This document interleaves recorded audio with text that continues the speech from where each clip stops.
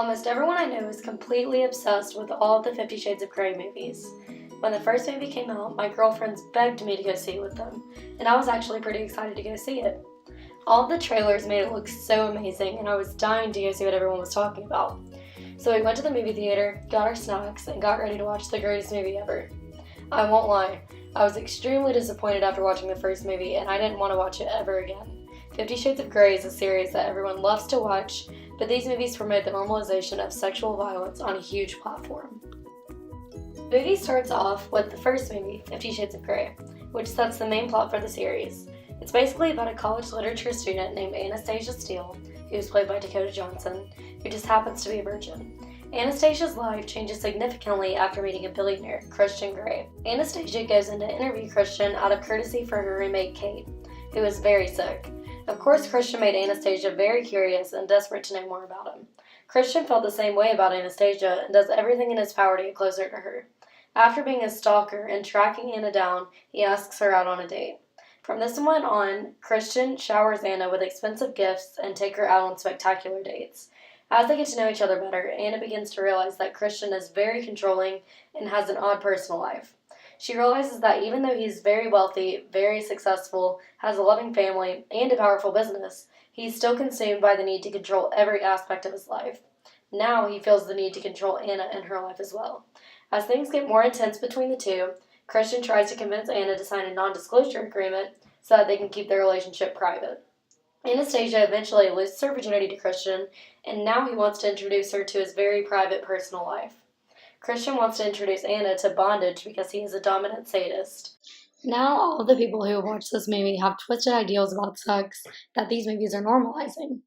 These movies are normalizing sexual violence and in the meantime, making people think that this is the new sexy.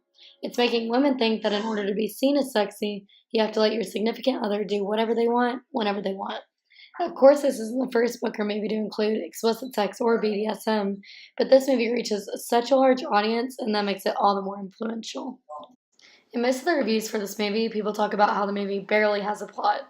You would expect that there would be different parts of this movie that eventually come together to give us that wow factor. But if you think you're going to get that in these movies, you won't.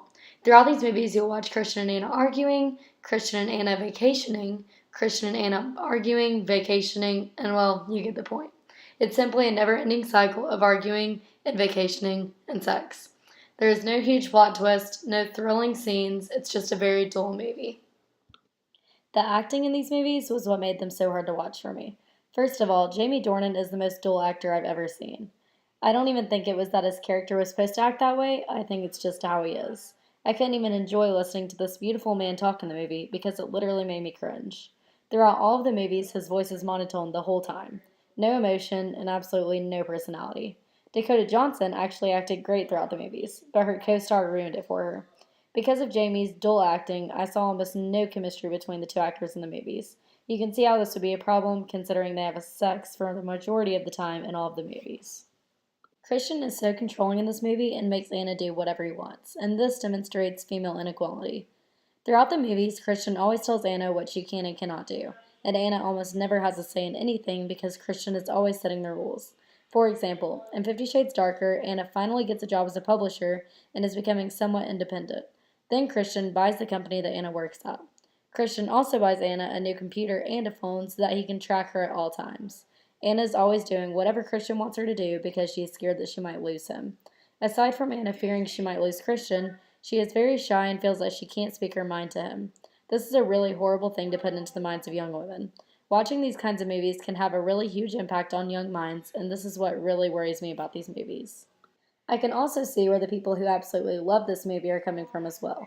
These people see this movie as just an average chick flick love story that just happens to incorporate a lot of kinky sexual interactions. In most romance movies, the characters have sex, but in 50 Shades of Grey, they just happen to show a lot more sex than most movies. Some people even like movies that involve this kind of plot, and if that's the case, then I can see why they like it so much. Obviously, mostly women watch this movie and love it. I think this has a lot to do with the fact that every woman has the dream of meeting a man who sweeps them off their feet and takes them into a whole other world, full of luxury and pleasure, and this I can understand. The 50 Shades of Grey movie series consists of two characters having sex with absolutely no plot. This movie would have potential if it included a different storyline and had more dramatic scenes, but it doesn't. So this just wasn't a very enjoyable movie for me at all. I had such high expectations for these movies and was very disappointed with the outcome.